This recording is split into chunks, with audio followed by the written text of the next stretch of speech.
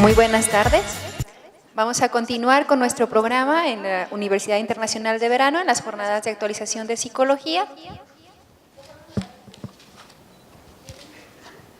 Para continuar, tenemos la copresentación de la conferencia Género, Emociones y Relaciones, que será impartida por el doctor Carlos Eduardo Martínez Munguía, que nos acompaña. Por favor, le damos un aplauso.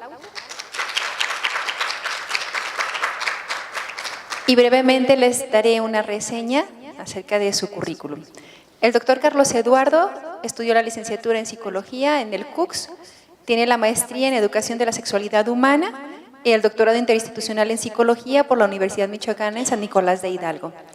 Es profesor investigador de la Universidad de Guadalajara en el Centro de Estudios e Investigaciones del Comportamiento. Es miembro del Sistema Mexicano de Investigación en Psicología, miembro de la Red Internacional de Investigadores en Estudios sobre Juventud, miembro de la Academia Mexicana de Estudios de Género de los Hombres, Asociación Civil, y miembro de la Red Nacional de Investigadores en los Estudios Socioculturales de las Emociones. Ha recibido diversos premios y distinciones y participado en varios capítulos del libro y también expositor de múltiples ponencias. Así que le cedo la palabra y espero disfruten la conferencia. Buenas tardes, gracias.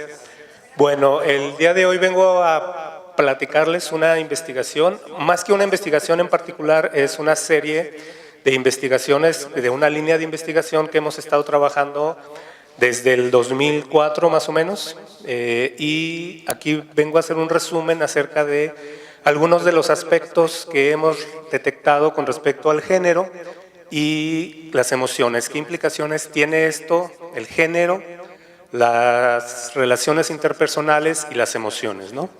Mucho de lo que vengo a platicar aquí, pues como les decía, viene de la línea de investigación Género y Conductas de Riesgo, que trabajamos en el Centro de Estudios e Investigaciones en Comportamiento. Esta línea de investigación tiene como su base, donde empezamos a investigar, tiene que ver con los riesgos que enfrentan los jóvenes, y uno de los datos que nos llamó la atención es, por ejemplo, la mortalidad, las causas de muerte entre hombres y mujeres. Por ejemplo, los hombres, es la tasa por 10,000 habitantes es de 5.7 en hombres y 1.6 en mujeres. En cuanto a muertes por agresión, la tasa por 100,000 habitantes tiene que ver con 14.9, 15 aproximadamente, contra 2 mujeres por causas de agresión. Es decir, los hombres fallecen por agresiones mucho más que las mujeres, ¿no? El suicidio, 7 contra 4, y el VIH-Sida tiene que ver con 17, la tasa de infección, contra 3.4. Estos datos y otros datos nos han llevado a preguntarnos qué es lo que hace que los hombres se expongan más. Por ejemplo, en fracturas también es como 4 veces más las fracturas en adolescentes que en los varones que en las mujeres. Entonces, eso lo que nos ha llevado a pensar es que no se trata de cuestiones orgánicas, biológicas, sino más bien de actitudes y de comportamiento, ¿no? ¿Qué hace que los jóvenes varones se expongan a ciertos riesgos? Pero esto no es nada más hacia los varones, sino que las mujeres también están expuestas a otra serie de riesgos. Porque, por ejemplo, el abuso sexual, el maltrato intrafamiliar y demás, pues no están aquí las gráficas o las tablas, pero sí es mucho más la incidencia, y también tiene más o menos esos factores, ¿no? En el sentido de la perspectiva o la noción que tienen las y los jóvenes con respecto a cómo vivir el género. Y entonces, bueno, vamos a platicar, aquí voy a presentar algunos de los capítulos del libro que hemos publicado. No vamos a ahondar mucho en teoría respecto a las cuestiones de género, simplemente me gustaría ahorita hacer una genealogía, como una línea del tiempo de cómo hemos abordado el género desde nuestra perspectiva. Pues todo esto comienza con Simone de Beauvoir, allá a mediados del siglo pasado. Ella dice, no se nace mujer, se llega a serlo. Esto, de alguna manera, contradiciendo el aforismo de Freud, porque Freud dijo que sexo es destino, ¿no? Él decía, si nace con pene, pues va a ser un destino, y si nace con vulva, va a ser otro destino, ¿no? Pero Simone de Beauvoir dice que las mujeres no nacen, se hacen. En el sentido de que las mujeres no son débiles por naturaleza, no son sumisas, sino la sociedad las hace, ¿no? Y se van construyendo como mujeres, y por supuesto también los varones, ¿no? Los hombres. Posteriormente, en el 55 y 60, Money y Stoller hablan de la diferenciación entre lo que es el sexo, que es la parte biológica de los genitales masculinos y femeninos, y las conductas atribuidas socialmente. Es decir, una cosa es que el bebé nazca con pene o con vulva, y otra cosa es las atribuciones que el grupo social les hace a esos niños, ¿no? Y vamos a ver que desde el principio, desde que nacen, ya se les atribuye, para empezar, los colores, ¿no? A los bebés varones se les atribuye el azul, y a las bebés mujeres se les atribuye el rosita, ¿no? Y junto con eso, toda una carga social y toda una carga de lo que deben hacer o no hacer los niños y las niñas. Ya en el 75, Rubin dice que el género son las disposiciones por las que una sociedad transforma la sexualidad biológica en productos de la actividad humana. Es decir, esa biología con la que nacemos, pues se ve transformada en actividades, ¿no? En conductas. Posteriormente, Butler, ya en el 90, dice que el género es un estilo de vivir el propio cuerpo en el mundo, es decir, cómo vivimos nuestro cuerpo, ¿no? Y en función a eso va a ser nuestro género, masculino o femenino. Puede haber cuerpos, puede haber cuerpos de mujer que sean masculinos, y puede haber cuerpos de hombre que sean femeninos, ¿no? Entonces, el género es esta manera de vivir. No sé si han oído ustedes la palabra de mujer de género.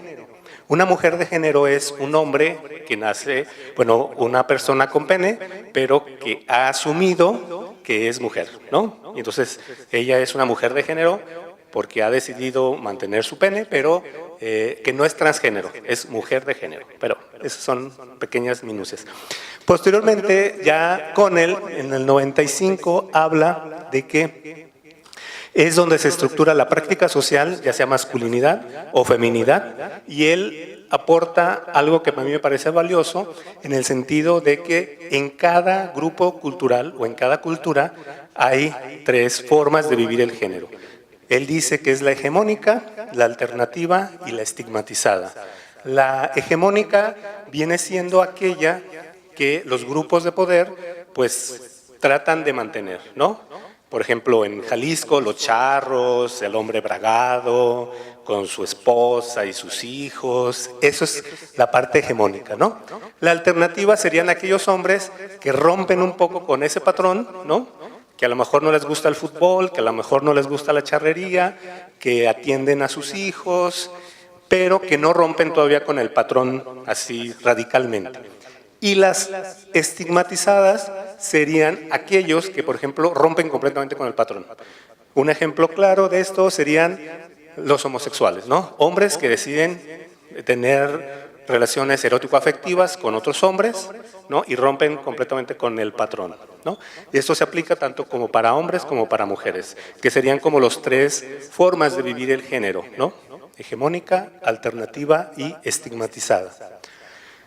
Haciendo una pequeña recuento con respecto a lo que es el género, dice que es el conjunto de atribuciones respecto a la forma en que deben ser, comportarse, sentir, vestir las personas de determinada sociedad en función al sexo de pertenencia.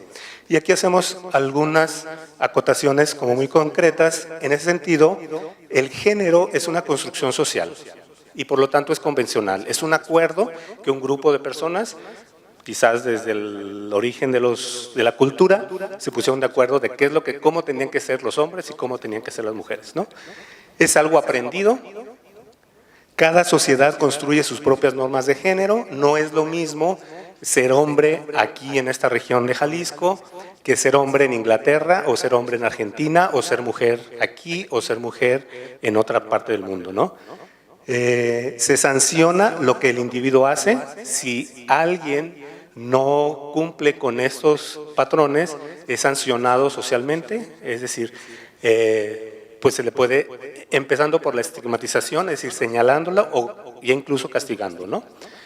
Es susceptible a ser modificado y se basa en las diferencias biológicas, es decir, en el sexo, mas no es algo intrínseco a ello. Es decir, aunque sí depende de la diferenciación biológica, sexual en concreto, no es algo que está intrínseco, ¿sí? Porque luego aquí es donde se hace la construcción social, en donde ya cada grupo va a depender cómo va a vivir su género, ¿no? Aquí hacemos como este recuento junto con la parte de lo que serían las nociones que plantea Connell de hegemónica, alternativa y estigmatizada, y en donde, bueno, pongo algunos ejemplos de cómo podría catalogarse esto, ¿no? En la hegemónica, para el hombre, pues debe ser fuerte, debe ser agresivo, y en cuanto a lo emocional, pues enérgico, ¿no? O sea, determinado. En cuanto a lo femenino, pues sería débil, sumisa, ¿no? Y sensible. Una mujer, emocionalmente hablando, una mujer es sensible, ve por cómo están los otros, ¿no? En cuanto a lo alternativo, puede ser como acomedido, cortés. En cuanto a los hombres, que sería como alternativo. En cuanto a lo femenino, pues sería que sea una mujer emprendedora, que salga a trabajar y demás. Y en cuanto a la forma de vivir el género estigmatizado, sería pues un hombre débil, que sea sumiso, que sea femenino, se le señala. Y en cuanto a la parte femenina, pues sería que sea muy agresiva o que sea masculina, es señalada. Y en cuanto a lo emocional, que sería esta última parte, sería como enérgica, una mujer como muy enérgica, a veces se le estigmatiza en ese sentido, o también un hombre que es muy sensible, ¿no? Que puede sentir o expresar los sentimientos.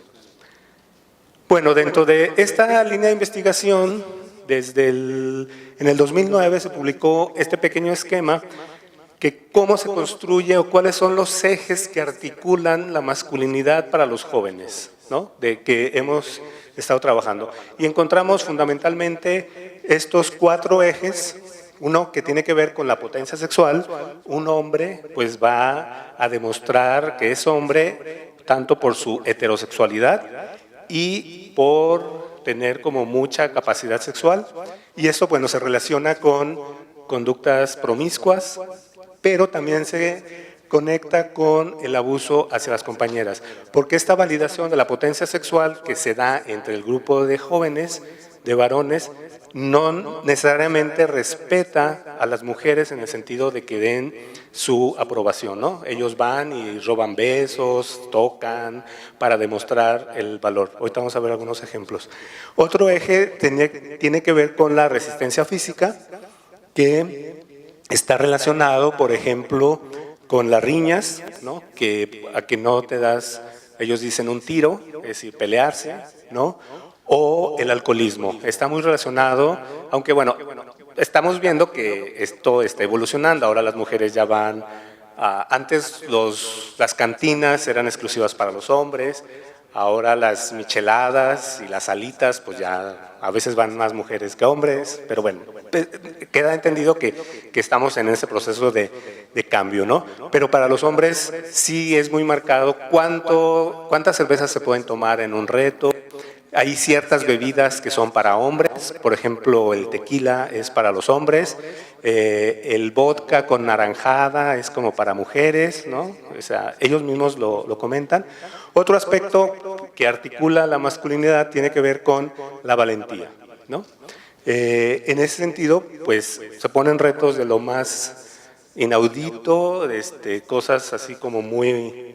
y que ni siquiera son lógicas, ¿no? Como por ejemplo la valentía de a ver quién se come una cucaracha, ¿no? Y a través de eso validan su masculinidad, ¿no? Por el valor de comerse una cucaracha. Digo, bueno, no sé qué relación tenga una cosa con la otra, pero más o menos por ahí va como la idea de los jóvenes.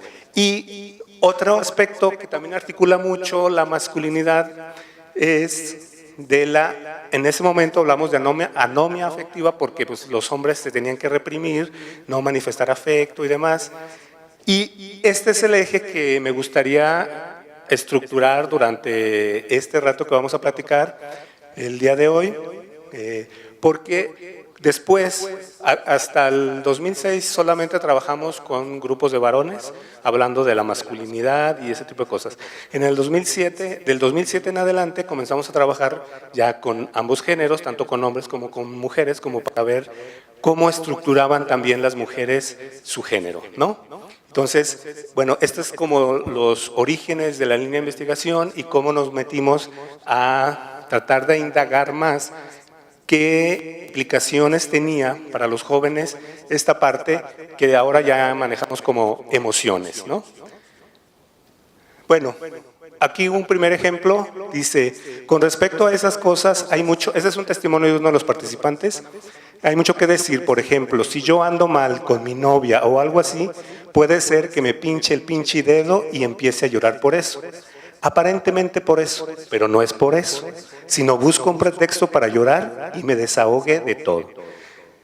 A ver, para poder entender esto, es decir, él se puede, perdón por las malas palabras, va a haber muchas, espero que sus oídos castos no lo resistan, pero así es como hablan los jóvenes, ¿no? En ese sentido dice, voy a llorar por eso, es decir, porque la cortó la novia, pero no es por eso. O sea, no es por eso para los otros, pero para mí sí. Entonces, yo tengo que buscar un pretexto para poder llorar y que no me critiquen, no me estigmaticen, ¿sí? Como hombre, ¿sí? Otro testimonio de uno de ellos dice, ellas nada más se pelean con una amiga y ya lloran. Y nosotros, dice uno de ellos, los hombres, nos peleamos con un amigo y pues no, lo queremos matar. Esta frase a mí me llamó mucho la atención desde la primera vez que la oí porque me parece muy representativa de lo que pasa con algunos jóvenes sobre, bueno, no jóvenes no solamente, sino con los hombres. Porque ante la frustración, ante no poder, ante el duelo, por ejemplo, no poder afrontar las cuestiones solamente con violencia, ¿no? Y, por ejemplo, la semana pasada en Tlaquepaque, allá en la zona metropolitana, hubo un feminicidio, bueno, no fue feminicidio, sino mataron a 2 niños y hirieron a la señora porque tuvo un problema familiar el señor, y entonces su decisión, es decir, no lloró, pero sí agredió, ¿no? Y hay varios casos documentados de ese tipo de cosas. Hubo otro caso hace relativamente poco, como a mediados del año pasado, no sé si se enteraron, un chavo se le declaró a una muchacha que trabajaba en un Starbucks y 2 veces lo rechazó y la mató. O sea, ¿de dónde, cómo hacemos esta parte lógica del amor hacia la muerte? Bueno, ahí también hay muchos estudios, pero este testimonio me parece como muy interesante en ese sentido, ¿no? Cómo ilustra. Y bueno, ¿en qué lugares sí pueden llorar los hombres? En el fútbol, ¿no? O sea, hace poquito en el campeonato, cuando perdió los Tigres, pues sí se les permite llorar, y cuando están alcoholizados y otro tipo de cosas, ¿no? Bueno, vamos a hacer un pequeño paréntesis para precisar algunos aspectos de cómo concebimos desde nuestra perspectiva las emociones. Bueno, todo esto comienza, no es algo nuevo las emociones, desde 1649 ya este señor Descartes y David Hume ya hablaban hicieron tratados acerca de las emociones, y ellos decían que había 6 tipos de emociones primarias: admiración, amor, odio, deseo, alegría. Sin embargo, un problema que nosotros vemos en esto es que era mentalista, en el sentido de que había como la parte previa de lo que es la emoción como previa al comportamiento, y no necesariamente se le atribuía como esa parte, ¿no? O sea, es decir, dado que me emociono, entonces yo hago cosas, ¿no? Posteriormente, Darwin habla, ya en el 1870, él también hizo un tratado, y él decía que los reflejos y los instintos son las acciones más importantes en la expresión de las emociones, y las consideraba como un mecanismo adaptativo, ¿no?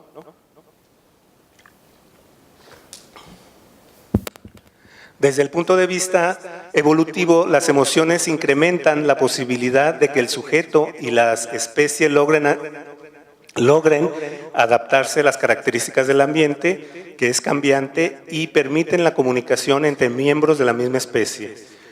Y advertir, por ejemplo, del peligro mediante la demostración del miedo, lo que permite combatir al enemigo y huir para preservar la especie, ¿no? Entonces, vemos cómo Darwin le da un sesgo a las emociones como una forma adaptativa de que nos permite afrontar el medio ambiente, ¿no? En términos generales. Otro, ya es psicólogo, alrededor del siglo pasado también, es Cantor. Él dice que tomar a la biología como un factor, se puede tomar a la biología como un factor, pero que sí es determinante, pero nunca como una causa, ¿sí? De la conducta psicológica. Dice, todas las interacciones psicológicas son históricas, es decir, son aprendidas, el individuo va a interactuar con su ambiente y él va a ir aprendiendo en función a eso. Las condiciones culturales propician los objetos, técnicas, pensamientos, mitos, creencias, lenguaje y otros pertrechos de la civilización con los cuales las personas interactúan y mediante el contacto con ellos construye todo tipo de equipamiento conductual. Es decir, está la biología que no la desdeña, o sea, es parte importante como organismos biológicos que somos todos, pero dice que la cultura media es adaptación biológica, ¿no? O sea, no respondemos directamente biológicamente, ¿no? Porque si no sería un caos nuestra civilización, probablemente ni siquiera hubiera civilización si nos gobernáramos por los instintos, digamos, ¿no? Entonces tiene que ser mediado por los procesos sociales. El mismo Cantor explica que cuando se efectúan respuestas de sentimientos, son predominantemente intraorgánicas o viscerales y hay una considerable actividad secretora, incremento, decremento del fluido salival, flujo de lágrimas, secreción adrenalina, cambios en la tasa cardíaca, presión sanguínea y respiración. Es decir, cuando alguien siente sentimientos o emociones, va a ser más de tipo visceral, una respuesta más de tipo visceral, aunque está todo esta parte de la historia interconductual del individuo de qué estímulos le parecen más importantes, ¿no? Regresando, por ejemplo, para ejemplificar este aspecto, regresando al ejemplo del fútbol. Si gana o pierde un equipo, pues va a depender de la historia que yo tengo con ese equipo. Si yo le voy a las Chivas, pues me voy a sentir muy emocionado porque ganaron el campeonato. Pero si yo le voy a los Tigres, me voy a sentir muy triste porque perdieron el campeonato. Es decir, las emociones no son como unívocas, sino que dependen de la construcción social primero y luego individual, ¿no? De cómo yo interactúo con cada uno de esos estímulos en el ambiente. Y aquí, dice, las respuestas de sentimientos son predominantemente intraorgánicas, como ya decía el autor, forman parte del comportamiento y no es precedente a él, ambos forman una unidad, es decir, la emoción y el comportamiento forman parte del mismo proceso, es decir, a medida que yo siento y me emociono, hago, ¿no? Y el emocionarme es parte de ese comportamiento, no es algo previo a, como en un caso mentalista de que sería, pues dado que me emociono, entonces yo agredo, o dado que me entristezco, entonces yo lloro, sino que dado que lloro, estoy triste, ¿no? No sé si entienden esa parte como de la sutileza. Y son aprendidas porque dependen de la historia interconductual. Hay autores que quieren clasificar las emociones y hay, no sé, cientos de emociones. Hay un autor que se llama Plutchik y que él dice que hay aproximadamente 90 tipos de definiciones de emociones. Nosotros pensamos que podemos tener como estos parámetros de agrado, desagrado, excitación, calma, tensión, relajación, para poder clasificar las emociones, ¿no? Más que poderlas nombrar como emoción, tristeza, aunque hay quienes hacen listados muy grandes acerca de lo que son las emociones, pero hay otros que dicen que eso no nos lleva a ningún lado, ¿no? Cuando nos metemos al terreno de las emociones, vamos a ver que es como muy complicado. Otro aspecto de cómo aprendemos esas emociones tiene que ver con lo que otro autor también interconductual, Rives, menciona como contingencias ejemplares. Las ejemplares, dice, es una forma que tenemos de aprender a relacionarnos con el entorno. Los ejemplares son los modelos que grupos de referencia proporcionan, es decir, la o las formas en que una persona debe comportarse en determinadas circunstancias, ¿no? Aquí tenemos unas fotografías en donde nos muestran esta parte de cómo podría ser un ejemplar, ¿no? Es decir, a través de estar viendo un padre que está en un grupo de charros, lleva a su hijo y el niño, si se fijan, está jugando con una vaquita de plástico, es decir, está haciendo lo que hace el papá, ¿no? Estas maneras es como desde el interconductismo se pueden ir aprendiendo ciertos tipos de los ejemplares. El mismo Rives habla que los ejemplares se pueden transmitir a través de estas funciones, por la prescripción, por la indicación, es decir, yo te digo qué es lo que tienes que hacer, por la facilitación, yo propicio que tú hagas, por ejemplo, mira, toma, o la justificación, la advertencia, la sanción, la comparación, esto es mejor que aquello, condicionamiento por la prohibición o las expectativas. Para no detenernos mucho en este punto, simplemente me gustaría comentar el punto de las expectativas. Dice, ¿cómo estás aprendiendo a ser un hombre? Se les pregunta. Bueno, la gran parte lo he aprendido por mí mismo, viendo a los hombres, viendo a las personas y aparte mi papá nunca lo he visto llorar, nunca lo he visto que realmente muestre sus sentimientos, entonces yo quiero aspirar a hacer eso. Es decir, aquí hay un ejemplo como muy claro de cómo es la expectativa, ¿no? Primero él ve a su papá que nunca ha llorado y que no expresa sus sentimientos y él tiene esta parte de deseabilidad, yo quiero ser como él, ¿no? Y es como se va aprendiendo en parte esta forma de cómo nos relacionamos. Los veces dijeron amiga, es decir, los hombres casi no hablan de las amigas, ¿sí? Y los hombres hablaron, pues, no, 800 veces refirieron al amigo, perdón, las mujeres, más o menos balanceado, ¿no? Y los hombres también hablaron bastante de los amigos, es decir, ¿qué queremos ver con esto? ¿Cómo se está interactuando con ellas y con ellos? Porque, bueno, dentro, no era como la intención de ver cómo se relacionaban, pero bueno, pudimos hacer este análisis y nos pareció muy interesante cómo ellos casi no hablan de las amigas, ¿no? Ahorita vamos a ver en qué términos hablan de las relaciones de pareja. Aquí es algo importante también dentro de las teorías de género, pues se habla mucho de la homosocialización. ¿Qué es esto de la homosocialización? Pues es con quién nos debemos comportar o con quién nos debemos juntar. Los niños con los niños, las niñas con las niñas. ¿No? Había una canción de Chicoche, creo, de los nenes con las nenes y las nenas con las nenas, ¿no? Es decir, después de que salen del grupo familiar, sus primeras interacciones después de la familia van a ser con su mismo género. Los varones con los muchachos y viceversa con las mujeres, ¿no? Sin embargo, vamos a ver qué implicaciones tiene o cómo se vincula, cómo se establecen esas vinculaciones afectivas entre los hombres, ¿no? Dice, en lo emocional, ¿cómo se diferencia ser mujer de ser hombre?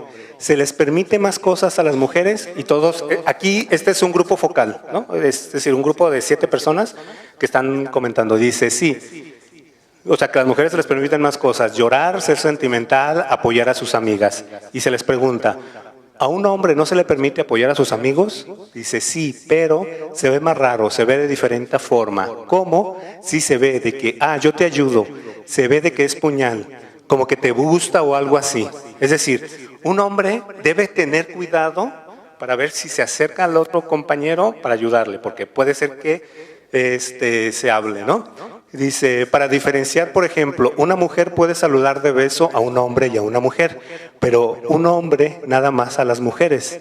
De hombre a hombre se llama ser gay, ¿no? Es decir, aunque bueno, aquí cabe aclarar que en otras latitudes sí se vale, ¿no? En Argentina, por ejemplo, pero hablando de otras latitudes, alguna vez fui a Colombia y me decían que los hombres se hablan de usted.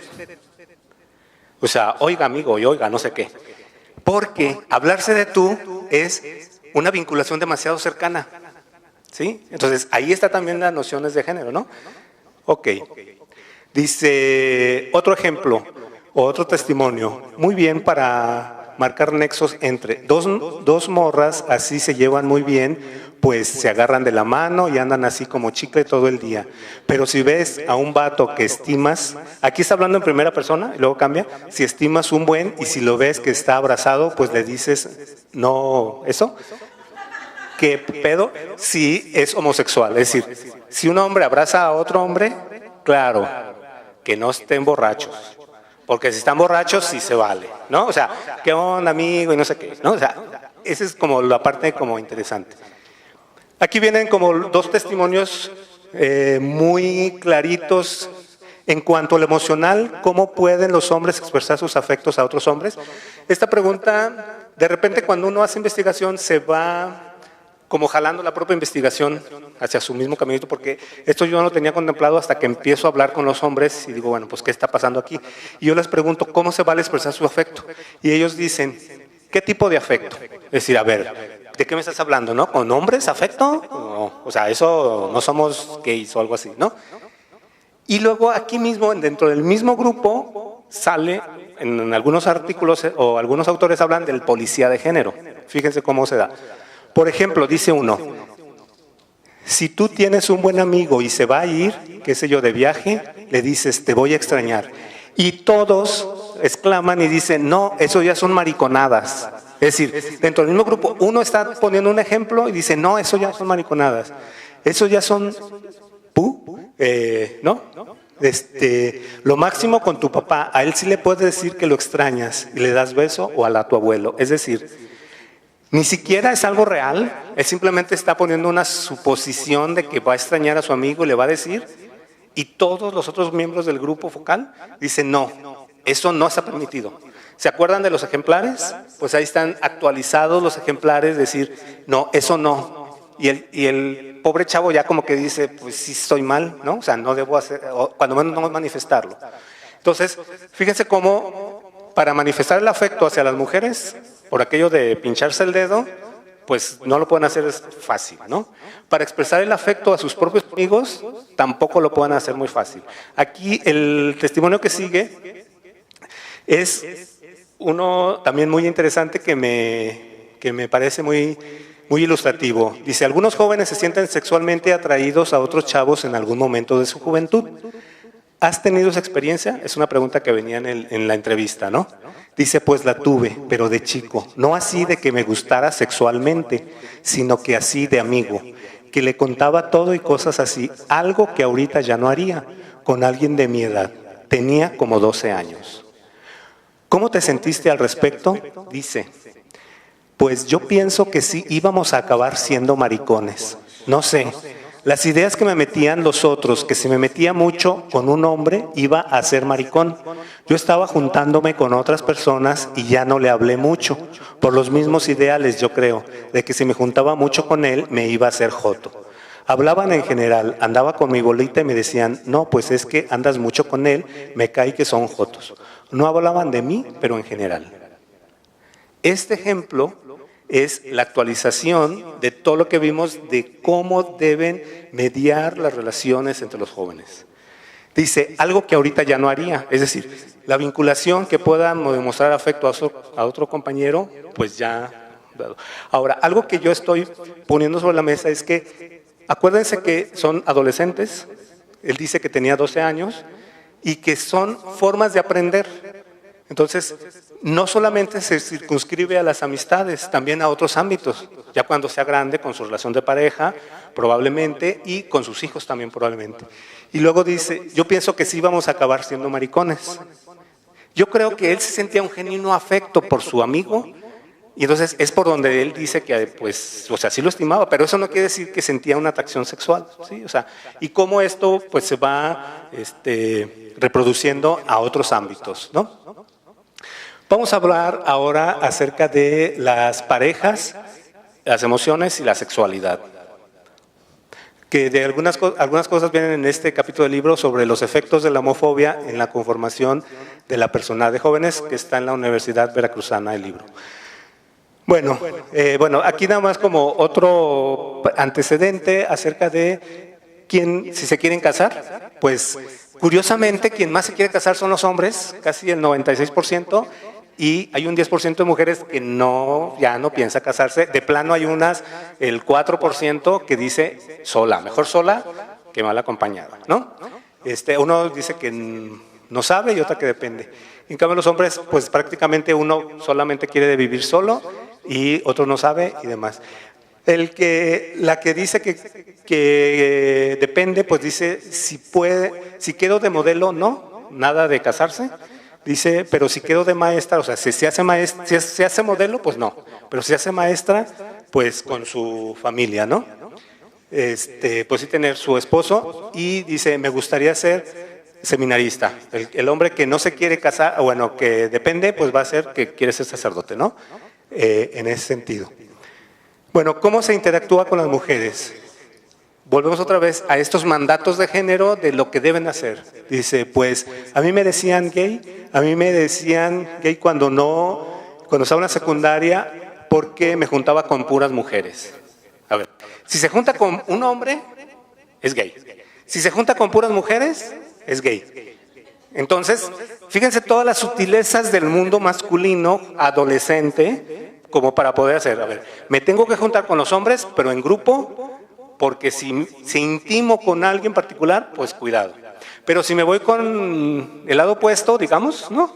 Pues tampoco. O sea, tiene que ser cierto tipo de interacciones de noviazgo y de filtreo para que se valga, ¿no? Dentro del gremio de los hombres.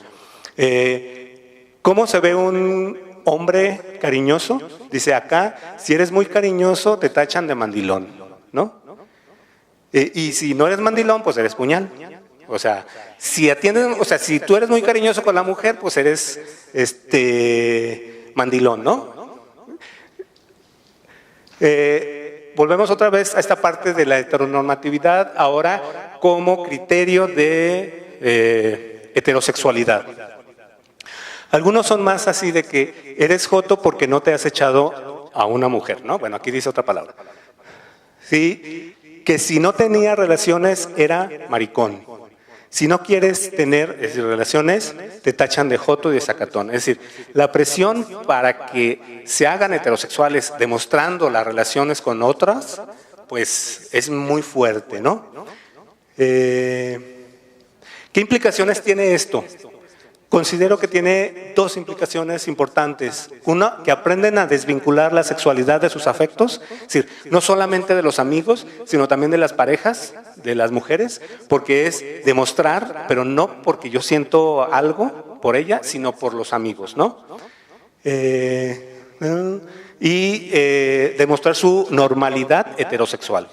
Y la otra que tiene que ver con la despersonalizar a las mujeres, ya que las utilizan como objeto en donde deben demostrar sus capacidades. Es decir, hay un testimonio que no traigo acá, pero que él dice que va y le toca las pompas a una compañera y se le pregunta ¿por qué? ¿Cómo te sentiste? Dice que muy bien. Y lo que dice, ¿por qué muy bien? Porque, dice, mis amigos me dijeron, qué fregón eres. Es decir, ni siquiera sintió algo erótico de tocarla, simplemente lo que le hace a él sentirse bien es porque los amigos le dicen que es muy fregón, ¿no? Y así es como vamos cosificando, o se va cosificando las mujeres, ¿no? Ejemplos de apadrinazgos, dentro del argot de los muchachos se llama primera comunión, todavía sigue existiendo, de que el papá lo lleva con sexoservidoras, de que los amigos, los tíos. Vamos a ver un testimonio de Bueno, aquí traigo una gráfica de las agresiones sexuales a nivel de la República. Jalisco está entre los principales, que tiene que ver con esa demostración de la heterosexualidad, a pesar de las decisiones de la mujer, ¿no? Entonces, bueno, esta gráfica está en el periódico Universal, por si alguien la quiere recuperar. A que no te animas a robarle un beso, son los retos que de repente se suelen poner. Tocarle el trasero a una mujer, y volvemos otra vez con esta articulación otra vez de la homosexualidad, ¿no? O sea, como si no haces eso, entonces eres homosexual, y ese tipo de cosas. Bueno, este es el testimonio, está un poco largo. Vamos a tratar de acortarlo. Ellos están hablando, es un chavo de secundaria que va a San Juan de Dios, es un lugar en Guadalajara donde hay sexoservidoras, y dice que fueron a dar la vuelta a San Juan de Dios y él pagó una sexoservidora a su amigo, tenían 12 años más o menos, ¿sí? Y se metió con una sexoservidora más o menos de 17 años. Lo interesante de este caso es que dice... ya me dijo, te toca, pues él la pagó y traía dinero y ya lo hice. En cuanto entré, se me salió el vómito. Es decir, el chavo de 12 años va con un amigo, con una subservidora, y lo que hace es vomitar. Pero dice, ¿estabas nervioso? Tenía miedo. De hecho, las 2 o 3 primeras veces así me pasó. Es decir, no fue una única vez, sino siguieron yendo. Y es o sea, la manera en que ellos afrontan esas emociones, ¿no? Que es más importante el reconocimiento del par que lo que él pueda sentir, ¿no? O sea, él dice que tenía miedo, que sentía las piernas que se le temblaban, y sin embargo va con la sexoservidora y tiene una reacción muy violenta, emocionalmente hablando, ¿no? A tal grado de vomitar. Bueno, este es un ejemplo de las consecuencias que tiene la despersonalización del afecto para algunos hombres hegemónicos, ¿no? Dice, ¿cuánto tiempo duraste con tu novia? Dice, como 2 meses, ni la quería ni nada. ¿No la querías? ¿Y por qué te hiciste novio de ella? Pues ella quería y yo andaba pedo, ¿no? Dice, ¿y quién se le declaró a quién? Yo quería llevármela acá a la cama, pero ella decía que no, porque no éramos novios y pues le tuve que decir. Y entonces le dijiste que si querían ser su novia, pues que sí. Aquí lo interesante es, ¿cuánto tiempo después de que le dijiste tuvieron relaciones? En ese mismo rato. Es decir, estos clichés de género no son solamente de los varones, sino también de las mujeres. La mujer decía, es que no puedo tener relaciones contigo porque no tengo una vinculación afectiva, porque no somos nada. Y él le dice, bueno, pues ¿somos novios? ¿Sí? Bueno, pues ya tenemos relaciones. ¿Sí? Aunque él sabía que él estaba engañándola porque no la quería, pues, ¿sí? Pero son como esa parte de los clichés que se articulan con respecto al género, no solamente de los hombres, sino también de las mujeres. Me gustaría pasar a un ejemplo de cómo ellas viven el lado opuesto, volcadas en el amor, o volcadas en el amor. ¿Cómo ocurrió la primera vez? Dice, fue antes de que anduviera con él. En términos concretos, el chavo se la lleva a un motel sin su consentimiento, bueno, porque no le dijo que iban ahí. La graba, su primera relación sexual, dice, ¿para qué grabar? Le dice después que tuvieron relaciones sexuales, que no es como con otras mujeres que él ha estado, que ella está muy gorda, dice que empieza a llorar ella, ¿no? Esos son solamente algunos aspectos.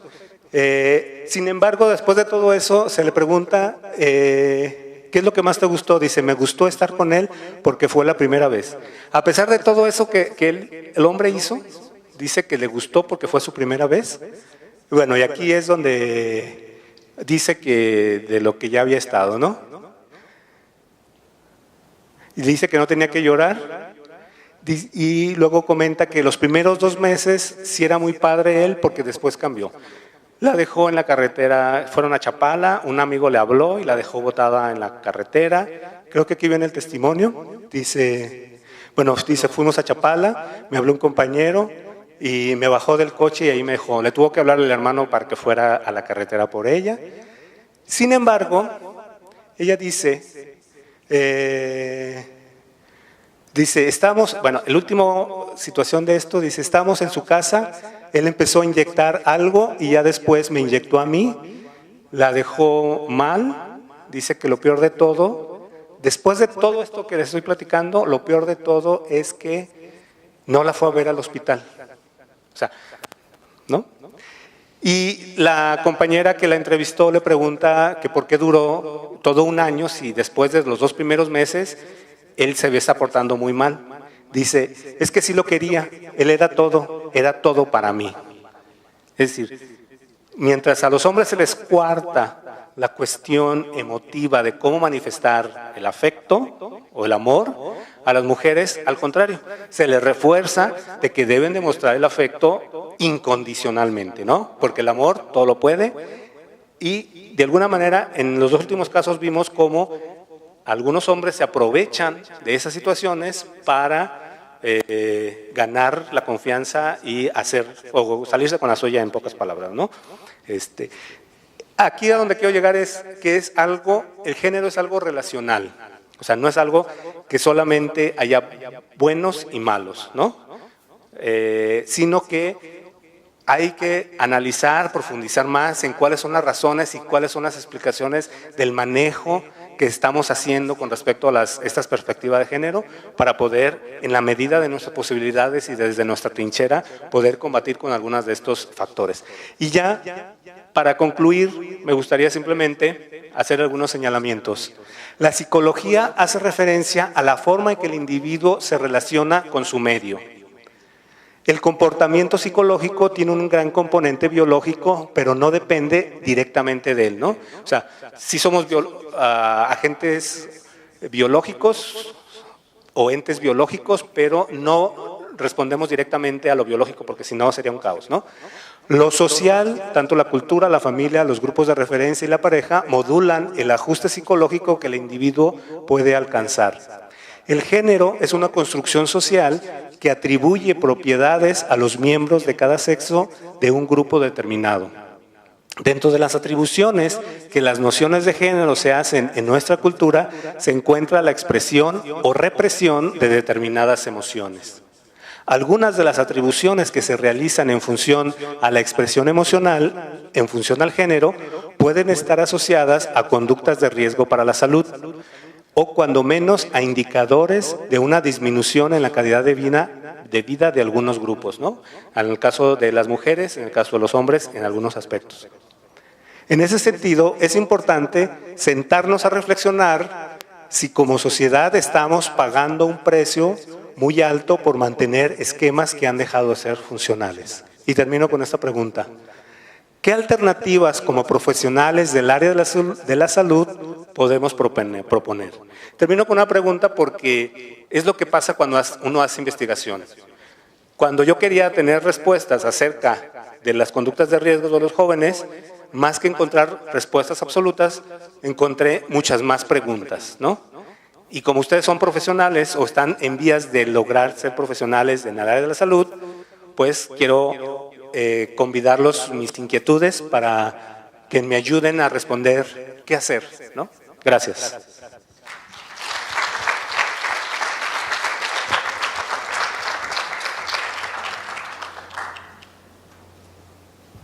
Pues no sé si haya preguntas, perdón.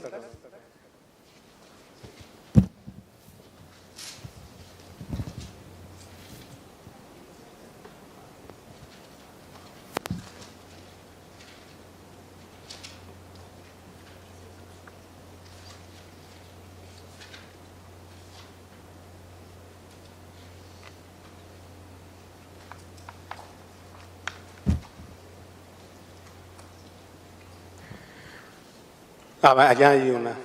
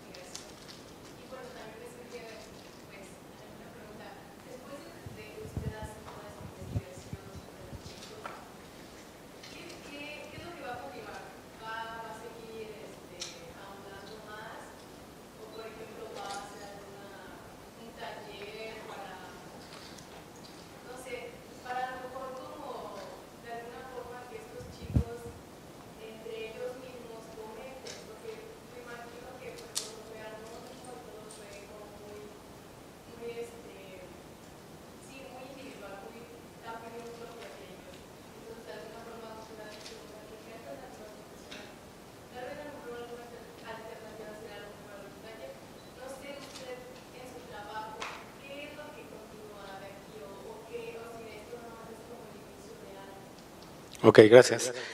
Sí, hay muchas aristas de lo mismo. Ahorita, dentro de la línea de investigación, estamos trabajando con algo que se llama biofeedback, con un aparatito que mide las respuestas psicofisiológicas. Estamos haciendo a nivel ya más experimental, porque una de las hipótesis que tenemos es que no es que los hombres no sientan. Claro que sentimos, porque somos humanos. El problema es de la expresión de esos sentimientos, que si es válido, que no es válido, ¿no? Entonces, por la parte de la investigación estamos trabajando en ese sentido. Por la parte, digamos, del compromiso social, estamos trabajando soy consejero ciudadano de un ayuntamiento de allí de la zona metropolitana para aportar puntos de vista, digamos, ya como a nivel más social, o tratar de ponerlo como políticas públicas, algunos aspectos de estos. Y la otra es, bueno, una intención fue hacer talleres. De hecho, en la tarde va a haber un taller sobre estas cosas y vamos a profundizar un poquito más. Y bueno, esos talleres son de dos líneas. Una es para los profesionales, ¿no? Sensibilizando un poco acerca de estos temas. Luego, en el Instituto Jalisciense de la Mujer estamos yendo también a hacer algunas abordajes, algunos talleres o algunas conferencias también para los que están en las UABIs de las distintas zonas de Jalisco puedan tener como esta información, porque es lo que los jóvenes están viviendo día a día, ¿no? Entonces, por ahí es como estamos trabajando. El problema, bueno, no es problema, pero es que es muchísimo, es así como, es mucho y tenemos que estar como en varias trincheras a la vez, ¿no? Yo como docente, como profesional, pues tengo estudiantes de la licenciatura, de maestría y probablemente ahora de doctorado. Entonces, en ese sentido, pues estamos tratando de articular proyectos que puedan bajar. Hay como dos nociones en cuanto a esto de hacer ciencia. Unos que dicen que yo soy el científico y hago la ciencia y ya que los demás se hagan bolas, ¿no? A quien le toca aplicarla. Y hay otra postura que es más de interactuar con esas otras formas de hacer, de bajar el conocimiento, ¿no? Aplicarlo para ver directamente. Yo soy más de la postura de la segunda, en el sentido de que sí también tenemos que hacer cosas para tratar de ver que de esta información puede bajar más concreto, a cosas más concretas, ¿no? No sé si respondí tu pregunta. Ok.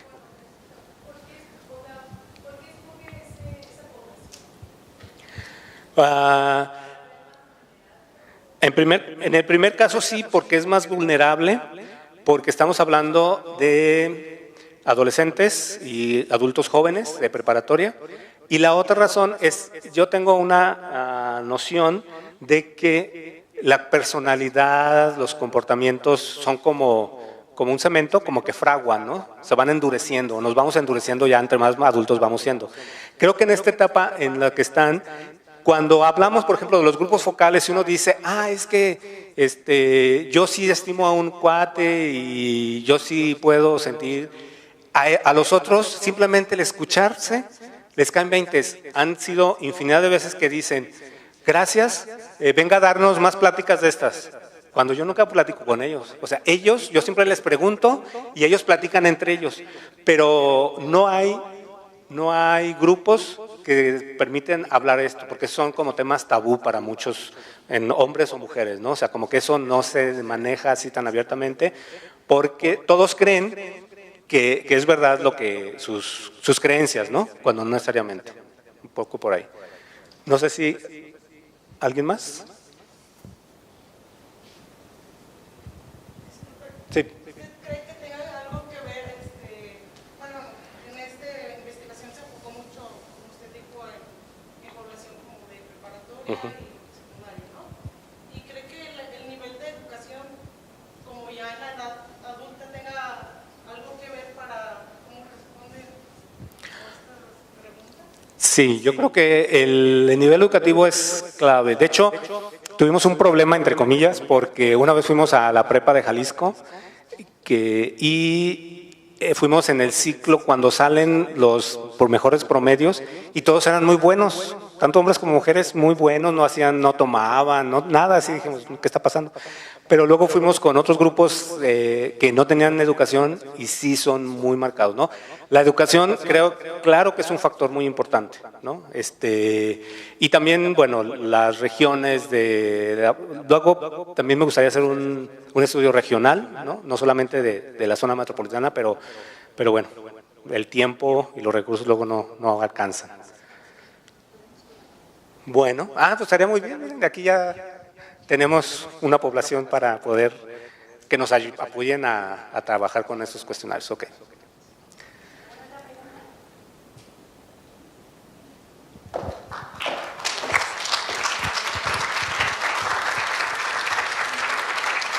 Agradecemos la presentación del doctor Carlos Martínez Munguía y en este momento se hará la entrega de su constancia. La Universidad de Guadalajara, a través del Centro Universitario de los Lagos, otorga la presente constancia al doctor Carlos Martínez Munguía por impartir la conferencia Género, Emociones y Relaciones Interpersonales como parte de las actividades de la Jornada de Actualización en Psicología en el marco de la Universidad Internacional de Verano 2017, el día 14 de junio del mismo año.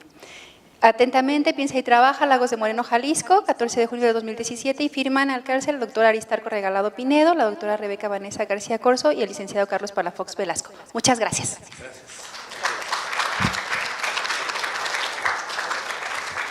Bueno, pues muchas gracias por su compañía. Los esperamos en la tarde a las 4, por favor, en Sala de Gobierno para llevar a cabo el taller, que también lo impartirá el doctor Carlos. Muchas gracias.